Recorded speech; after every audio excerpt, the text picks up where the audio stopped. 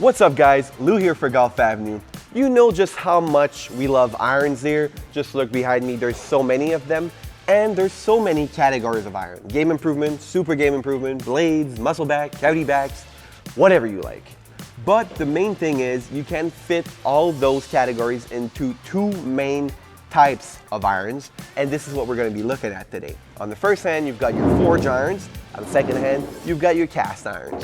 For now, you may not know what they are, but believe us, we're going to cover that, and we're going to go over all their little details that sets one type of iron sets apart from the other. But the reason why we want to compare those two types of irons specifically is because there's a raging debate going on in the world of golf. And the question is quite simple, really. Should beginners opt for cast irons or forged irons? Well, there's only one way to find out, and this is what we'll be looking at today. Obviously, the answer is a little more complicated than the simple yes or no, but this is why we're gonna conduct a full test. But before we head to the studio and conduct our test, let's first look at the differences between cast and forged iron by looking at a set of our own. But before I head on over there, tell us in the comments, what was your first iron set? Was it a forged set? Was it a cast set? And even tell us what model it was. We'd love to hear it from you guys. So let us know down in the comments, and I'm gonna head right on over. All right guys, we've made it to our iron section. It's time to look at the irons we'll be using for our test. But before we do that, I just want to introduce you guys to what are forged and cast irons. And we're gonna start with the obvious one, forged irons. So we've got a set of forged irons here. We actually got the set that we will be trying out, the P770 from TaylorMade, actually the 2023 model. If you take a closer look here, they are very, very typical of forged irons. And what makes them typical forged iron? Well, it's really simple actually. The process of a forged iron is the process of forging one single piece of metal into the club heads that you see right here. Yes, they have very nice shape. They are pretty thin, which is very common of forged irons, and they have a thinner club head just to give you more feeling of the ball impact. And also it's easier to forge that one piece of metal into something that's a little smaller, more detailed, and also more compact. But that's the thing right there when it comes to forged iron. The idea of making the club as compact as possible and as tight as possible is to provide you with the most feeling and impact as you can, because when you're getting forged iron, that's what we're trying to aim for. You want to feel the ball as much as possible, you want to be able to control it in the air, and the forged club heads will allow you to do that. These forged irons are built with a cavity inside the club head, and this is on purpose because in that little hole right here, a sort of speed foam, in the case of TaylorMade, is injected in there to provide you with that slight bit more forgiveness at impact thanks to the foam injection. But also this foam injection is supposed to help you be more accurate with your club, have better feeling for the ball impact. So overall, the speed injection should be somewhat of an upgrade or an improvement for these modern forged irons, but they remain forged nonetheless, with only a slight differentiation to the build-up process when it comes to these. The other side though of all this control and feel for the ball is that the forgiving level of forged irons, even the speed injected ones, is much lower. You'll barely get any, if at all. In the case of the P770s, like I said, you'll get a little thanks to the speed injection. But if you're going with something that's even more of a blade, like the P7NCs or P7MBs or even the P7TW, then you're not gonna find any forgiveness at all, because those are straight up blades that are just a piece of metal that is worked and forged to the shape that is desired by the manufacturer. So in this case here, slight bit of forgiveness, but for the main forged irons, you're not gonna get much forgiveness at all. Which is why manufacturers came up with something that is slightly more forgiving, and we're gonna take a look at it right now, which are the cast irons. So basically, cast irons, as you can imagine, are the antithesis of forged irons, as they are designed to fill the void when it comes to forgiving clubs that will help beginner players improve their game. They are definitely more forgiving, but that has to do with the production process of all these irons are built. Instead of being forged from a single piece of metal that is hit over and over into the desired shape, these ones are built in a cast. Indeed, hot metal is poured into cast, which is already molded to the desired shape that the manufacturer is expecting. In the case of the Cobra Aerojet, the set that we'll be testing today, you can clearly see that the metal is in great condition. You can barely see the seams where they connect. You'll be able to take a good look at it if you look especially at the club head. There seems to be a connection, if you look right here, where the face was attached to the rest of the club head. But this production process also allows manufacturers to leave a hollow body at the back of the club head. In the case of the Aerojet, this one is a cap back, which means that the hollow back of the club head, or cavity back at the back of the club head, as you can see here, this club head was filled with some carbon and other types of alloys that allow for light club head impact. This creation process allowed manufacturers to create a product that is much more forgiving on the one hand, but on the second hand, delivers plenty of speed for golfers who lack maybe swing speed. Well, these clubs are able to transfer your energy from your swing into the golf ball, producing higher ball speed and impact than you would get with forged irons. But speaking of feel, when it comes to cast iron, the feel is quite unique and very different from what you get with a forged iron. When it comes to the forged irons, you know what to expect. You know you'll be able to feel exactly where the ball made contact with the club face, and you can even pinpoint that location without ever having to look at the club face of your club after impact. When it came to the cast iron, or in this case, the Aerojet, the impact is not as easy as locate most of the time. Actually, most of the time you'll have to look down on your club face and see where the ball made contact with the club head to be sure that you knew where the impact was. But that is one small downside compared to the upside that these clubs can offer, especially to beginner and less experienced golfers, which we're looking to answer the question today. But obviously, there's only one way to know which one is best suited for beginner golfers or less experienced golfer, and obviously that is to head to our simulator at the office and put those clubs to the test. So let's head on over to the office. I'll give you my instant feedback of the clubs as I'm hitting them, and then we'll come back behind the desk here at the warehouse to take a closer look at the performance data and see which one came out on top. Alright guys, we've made it to the FC. We're just about ready to get going with our test. As you can see behind me, I've got our irons right here.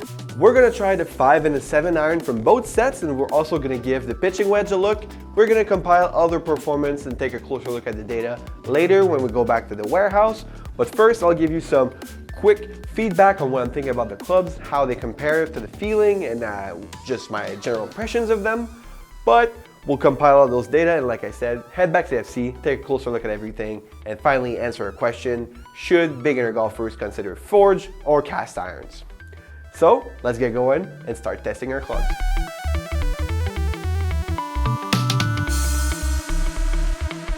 So first we're going to start talking about the Aerojet, and first we're going to talk about its pitching wedge.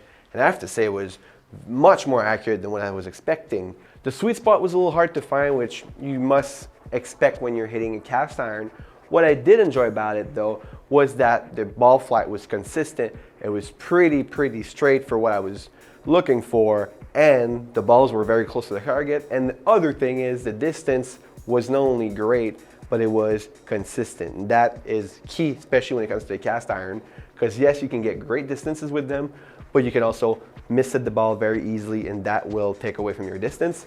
So in the case of the Aerojet and the pitching wedge, in that case, very satisfied so far, but we're going to take a closer look at the P770 to give it a better comparison.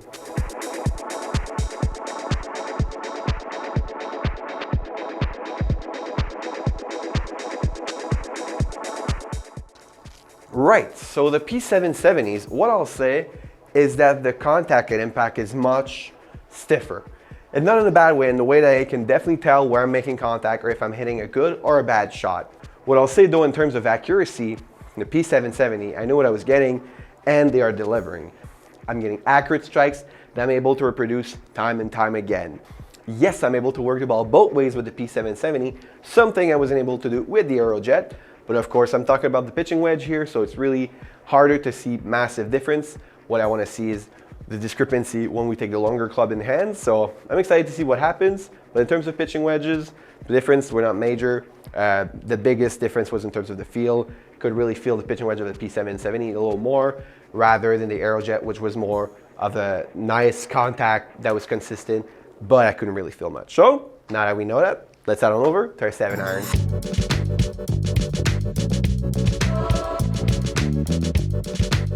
Okay, so for the Aerojet with the 7 iron, I will say that while it's incredibly forgiving, there's no denying that, my worst strikes still ended up very close to the green, or at least not too far along from it. Even the longer ones wouldn't stop on the green, because that's one of the things you gotta mention with the Aerojet is the lack of spin. Some of my strikes that were lower, which naturally I tend to hit the ball naturally lower, some of the balls wouldn't bite on the green because it didn't have enough spin. So that's one thing to keep in mind. You have to hit the ball naturally high with the Aerojets, although they are designed to help you launch the ball higher. If you naturally hit it lower, there's not really fixing that, at least right away with the club. But regardless, the 7-iron from the Aerojet was still pretty accurate, although some, like I said, went a little bit long for me. Some other ones were a bit to the right because they didn't want to work it back inside with the draw like I naturally do with my own clubs, but nevertheless, very good club, very reliable. I'm interested to see what I'll get with the P770 just because it's supposed to be a little more workable. And on the other hand, I'm also excited to see what I get with the 5-iron with this one because the forgiveness of the 5-iron will be critical if I know what to expect coming up.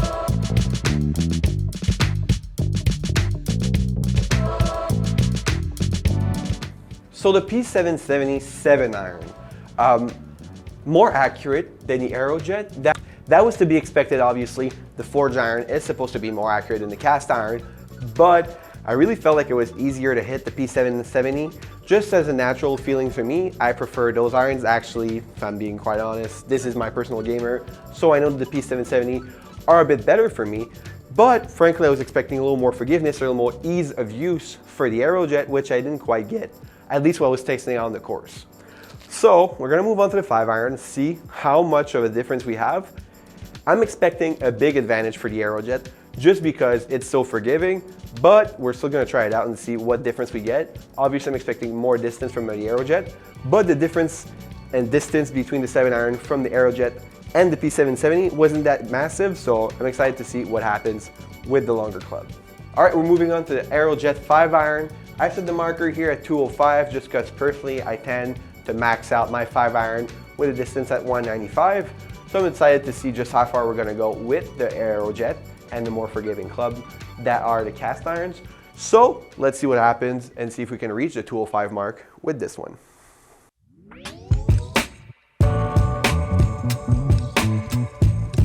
All right, after trying out the 5-iron from the Aerojet, I can tell that the forgiveness was simply hiding under our nose. It was right there all along. I really like the feeling with the 5-iron from the Aerojet. I felt like I was able to get the ball very easily on the green, very easily to the distance we were trying to reach, the 205 mark, no problem at all. The thing though is that I did hit a missed shot. That was a pretty big hook to the left. We're gonna see it on the screen. That will tend to happen with cast iron simply because a lot of them are game improvement models that will have a touch of offset near the hosel, nearing here, a touch of offset, just so that it helps golfers who tend to hit a slice with their ball. So this will help correct it more of a draw trajectory, and as you'll see with the other ones that I hit with this club as well, the draw was very noticeable except for that one ball that wouldn't draw. It just got stuck to the right, hit the side of the trap and ended up in there. So that will tend to happen as well. But regardless, the distance was there, the forgiveness was there. I really felt like I couldn't really hit a bad shot with that one except for that massive hook, which definitely was on me. So overall, very forgiving, very impressive, but that's what I was expecting from it. Now I want to see what the difference will be, especially in terms of distance when it comes to either 5-iron. Let's hit it.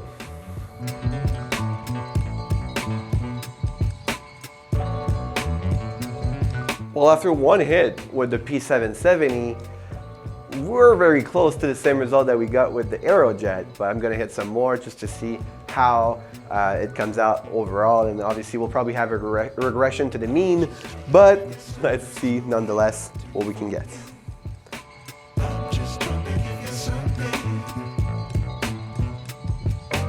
See, I think those next two though are great examples of what happens with forged irons. The second shot I hit with the P770 hooked slightly next to the green and missed it, and it was almost perfect. It's just my face was slightly close at impact, and this is the type of penalties that you'll get with forged irons.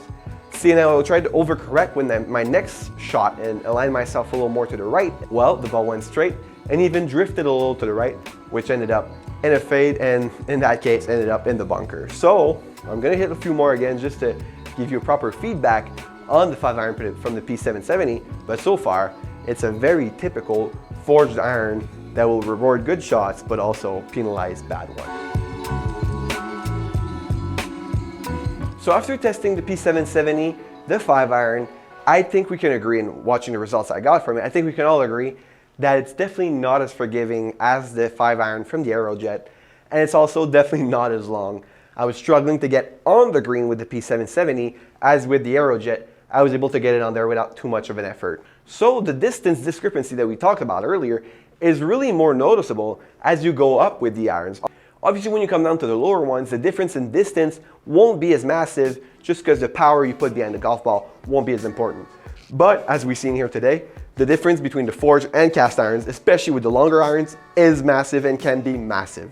So the choice you'll make will have drastic impact on your performances on the course. All right guys, we're back behind the desk. We've made it after gathering the data for our test. We're gonna start looking at the performance of our TaylorMade P770 first. It was our forged iron, the 5 and the 7 iron. They'll show typical numbers, actually typical numbers for myself. This is actually my gamer. This is the one iron I use personally. If you look at the numbers, they are within a generally accepted range of distance. For a player like myself, I'm a mid-handicap player. I use these irons because it allow me to work the ball a little more, and the distances in terms of number is exactly what I would get if I was out, if I was to be out on the court. Now, the one thing I'll say about the P770s, and that's probably where they shine the most, is that you'll get plenty of spin at impact with your clubs, and usually it's what you're looking for with forged irons. You want to be as accurate as possible. You want to be able to work the ball, shape the ball in the air. And the high level of spin that I got out of the P770s was exactly what I was looking for when I was hitting the ball, especially coming from a forged set of irons. However, you can't deny the fact that they were not as long as our Aerojet. We're going to look at it in a second, but the P770s were certainly a bit shorter than the Aerojet when it comes to distance. However, the one thing I'll say about the P770s is that I could feel the ball much better at impact. I was able to locate the impact on the club face without necessarily having to look down on the club face and see where the ball made contact. That's a big, big perk, and that's actually the reason why I have the P770s in my bag. It's because I'm able to feel the ball impact, have a proper feel for it, know what the quality of my impact was. That was a main thing why I never went with game improvement irons or cavity back irons in the case of the Aerojet, just because I don't feel like I have the necessary feel at impact. However, what I'll say, and what I really loved about them, was the distance. Moving on to our second set, we're looking at the performance of the Aerojet set that we tested at the simulator.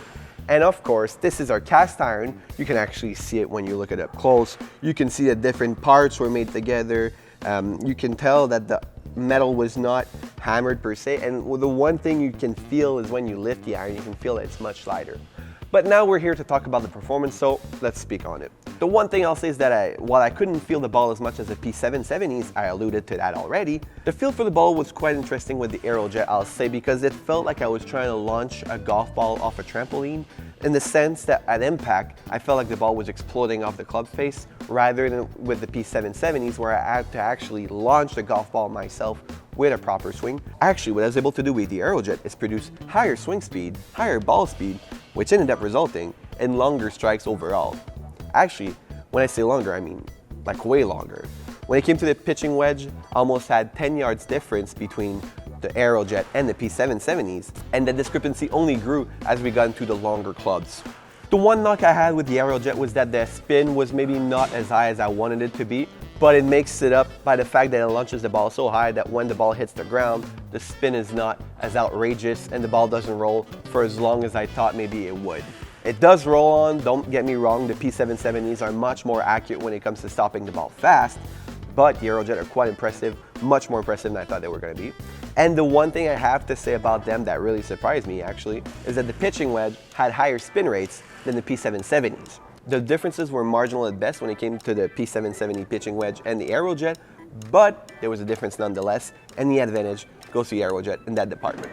So all this data we gathered brings us back to our original question, which was, should beginners consider using cast or forged iron? Well, I think it's quite obvious from the data we gathered and from my impressions from the test that a beginner would be foolish to try anything other than a cast iron if they were to pick up the sport or play it for the first time in their life. Beginner with fast swing speeds pick up forged irons and find success right away? Possibly, but the odds of that are very slim. And on top of that, the learning curve that comes along with forged irons is so much steeper than when you're using cast irons. Yes, if you're talking about a very young golfer, he might develop his striking a little earlier on just by the fact that he'll be using forged irons, but the time that he'll spend working on his swing versus the time that he would spend enjoying the game with forged irons, but that could be the difference between someone who sticks to the sport in the long run or someone who gives up on it just to find something that's much more enjoyable to them. So just something to keep in mind whether you're trying to decide between forged and cast irons. And let's be honest, golf is hard enough as it is, so why would you try to make it harder on yourself by getting a set of irons that simply look good but are impossible to play? Rather, go with something that is much more enjoyable for you to play and that is more likely to bring you joy when you're out on the golf course. And one other thing that I need to point out, which kind of surprised me, is whenever we post something on social media that has to do with cast or forged irons, a lot of commenters will say that they first learned the game with forged iron and it was all good for them and they're still decent ball striker, actually made them better ball striker.